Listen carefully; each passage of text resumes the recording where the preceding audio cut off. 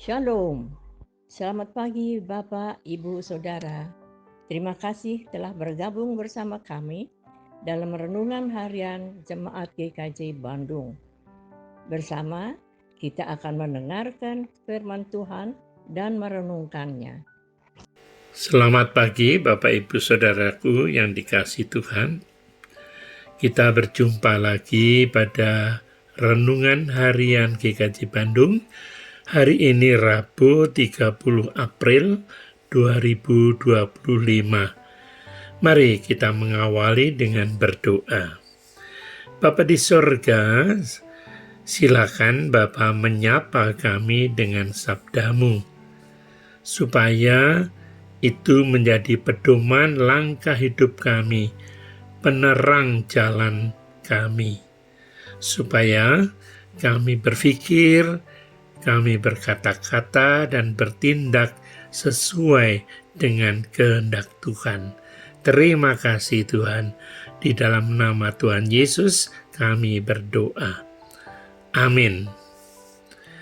Saudara-saudara yang dikasihi Tuhan, tema kita hari ini adalah bukti kasih. Didasarkan pada firman Tuhan, Injil Yohanes pasal 21, silakan dibaca ayat 15 sampai dengan 19. Saya akan membacakan ayat 17 bagian belakang yang demikian. Tuhan, Engkau tahu segala sesuatu. Engkau tahu bahwa aku mengasihi Engkau, kata Yesus kepadanya. Gembalakanlah domba-dombaku. Bapak Ibu Saudara yang dikasihi Tuhan, ukuran yang sering kita pakai untuk menentukan pertobatan seseorang dari perbuatannya yang jahat adalah bahwa orang itu harus tidak mau melakukan perbuatan jahat lagi, meskipun ia ditempatkan dalam suasana yang sama dengan ketika ia berbuat jahat. Contohnya, orang yang suka berjudi. Orang tersebut dapat disebut bertobat apabila tidak lagi mau berjudi, walaupun ia berada di lingkungan orang-orang yang suka berjudi, atau walaupun ia diajak temannya untuk sekali tempo berjudi lagi, tetap tidak mau lagi ia berjudi.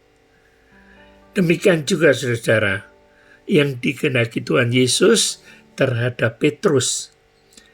Setelah Tuhan Yesus bangkit dari antara orang mati, Tuhan menemui Simon Petrus di tepi danau Galilea, dan bertanya, Simon, anak Yohanes, apakah engkau mengasihi aku?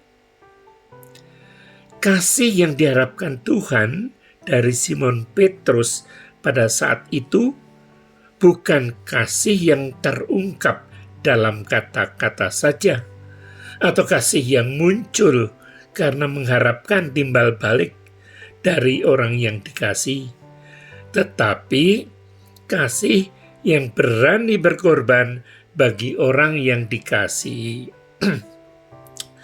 Memang saudara-saudara, menyatakan kasih kepada Tuhan harus dapat menjadikan kita menyangkal diri sendiri dan hanya memandang kepada kehendak Tuhan yang sudah menebus dosa-dosa kita. Maka yang menjadi bukti kasih kita kepada Tuhan itu sebenarnya bukanlah banyaknya bilangan pekerjaan kita di gereja, bukan pula kerajinan kita di dalam beribadah dan persekutuan, bukan pula karena persembahan yang kita aturkan, tetapi seberapa jauh kita menaati kehendak Tuhan, serta melaksanakan penyangkalan diri. Bagi orang yang sudah mengakui bahwa ia mengasihi Tuhan, hanya satu jalan yang boleh dilalui, yaitu bahwa Tuhanlah yang harus mengikat pinggangnya dan memimpin jalannya. Sekalipun jalan itu harus melalui hal-hal yang tidak kita senangi atau tidak kita harapkan. Pertanyaannya, apakah itu mungkin? Oh, itu sangat mungkin. Karena bukan lagi kita sebenarnya yang memiliki dan mampu berbuat kasih, tetapi Allah lah yang kasih. Dan kasih Allah itu telah dianugerahkan kepada kita oleh kemenangan Tuhan Yesus Kristus. Periksa 1 Yohanes 4 ayat 10. Dan bukti kasih kita kepada Allah itu harus nyata di dalam kita mengasihi sesama kita juga. Kasih yang bagaimanakah itu? Yaitu kasih yang katakanlah dui tunggal, yaitu kasih yang lemah lembut, kasih yang tetap memegang prinsip kebenaran, kasih kepada Tuhan dan kepada sesama. Amin.